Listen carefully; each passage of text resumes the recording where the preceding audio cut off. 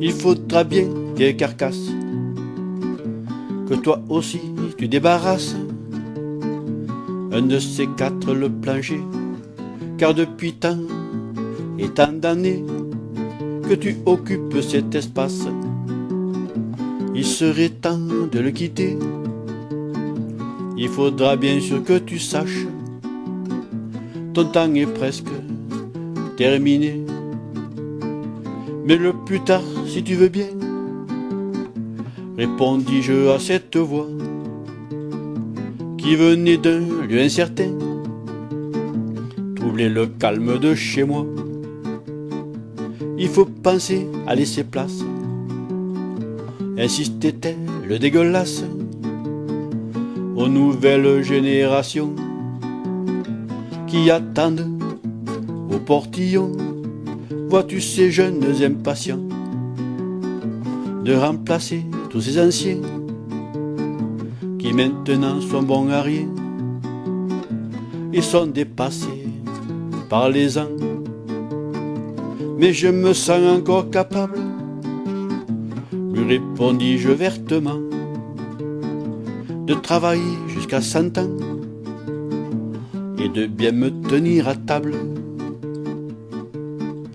Mais non, regarde autour de toi, tout ce qu'on appelle seniors, qui avaient des places en or et se croyaient des petits rois.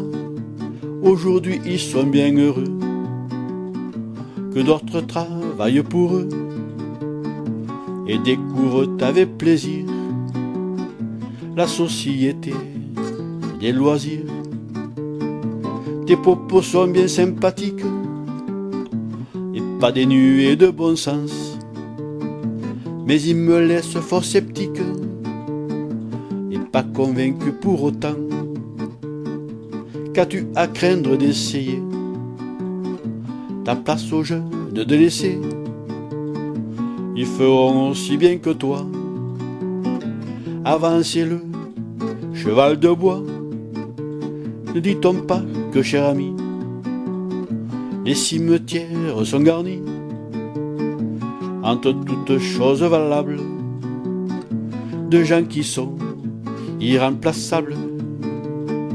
Et pourquoi veux-tu m'arracher de force par tes pattes nôtres à mon petit nid douillet et laisser la place aux autres?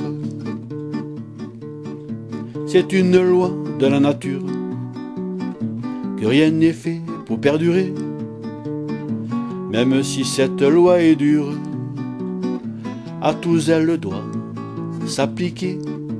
Toi un jour tu as pris la place d'un qui avait dû s'en aller, même vieux pourtant efficace, à la jeunesse il cédait.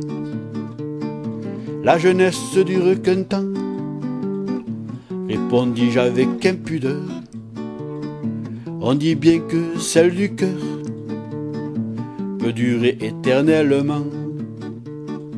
C'est alors que, soudainement, m'arrivait du côté du cœur, comme une main qui fermement provoquait un point de douleur.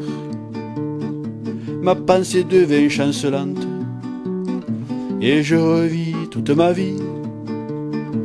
À un éclair j'avais compris que j'étais au bas de la pente.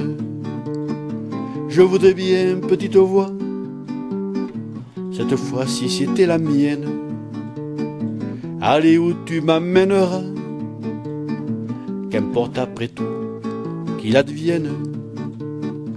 Alors j'ai emboîté le pas de la voix qui ne semblait pas tellement plus désagréable que celle que j'avais parfois entendue tant et tant de fois, et prise c'était raisonnable pour des sirènes impalpables qui me retenaient dans leurs bras. Et je n'ai jamais eu, je crois, après quelques années passées, regretter d'avoir écouté jusqu'au bout la petite voix, jusqu'au bout la petite voix